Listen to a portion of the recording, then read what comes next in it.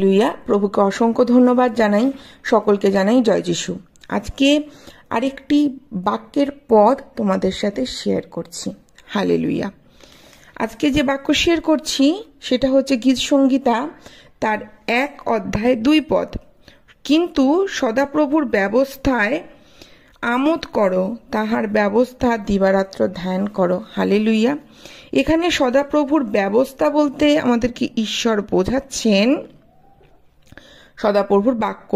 যেমন পরমেশ্বর পুরনো নিয়মে যিহোশুয়াকে বলেছিল যে আমরা যদি যিহোশুয়ার পুস্তক 1 অধ্যায় 8 পদ দেখি, তোমার মুখ হইতে এই ব্যবস্থা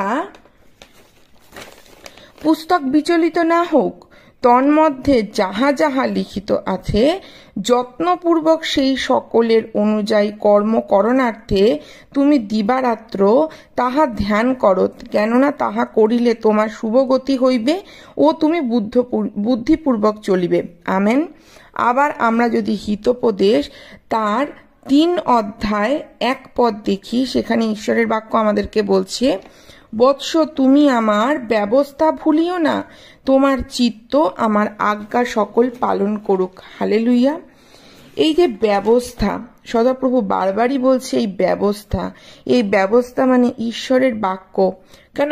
ঈশ্বরের বাক্যের মধ্যেই বা ঈশ্বরের বাক্যকে ঈশ্বর যেভাবে ব্যবস্থা রূপে আমাদের কাছে প্রতিস্থাপিত করছে, এই বাক্যের মধ্যেই বা ব্যবস্থার মধ্যে কিন্তু আমাদের জীবন আছে। সদাপ্রভুর বাক্যকে যদি আমরা সবসময় সঠিকভাবে সত্যভাবে পবিত্র আত্মার দ্বারা ধ্যান করি, অর্থাৎ বাক্যকে সবসময় যদি মুখে ঘোষণা করি, বাক্যকে পালন করি, আমাদের বাক্যকে নিয়ে যদি আমরা চলি, যে আমরা সবসময় আমাদের মুখ থেকে বা আমাদের শুধু মুখ থেকে না, আমাদের হৃদয়ে যেটা থাকছে সেটা ঈশ্বরের বাক্য, তাহলে সেই বাক্য দ্বারা আমরা কি পাবো?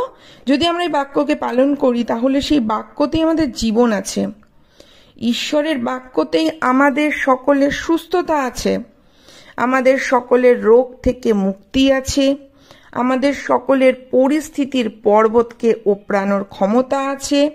এই বাক্য আগেই আমি শেয়ার করেছি।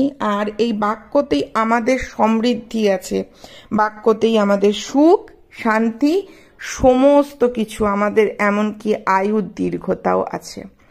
প্রভুকে অসংখ্য ধন্যবাদ জানাই এত সুন্দর বাক্য পবিত্র আত্মার দ্বারা আমাদেরকে দেওয়ার জন্য। আমার ভিডিওগুলো ভালো লাগলে অবশ্যই চ্যানেলটাকে সাবস্ক্রাইব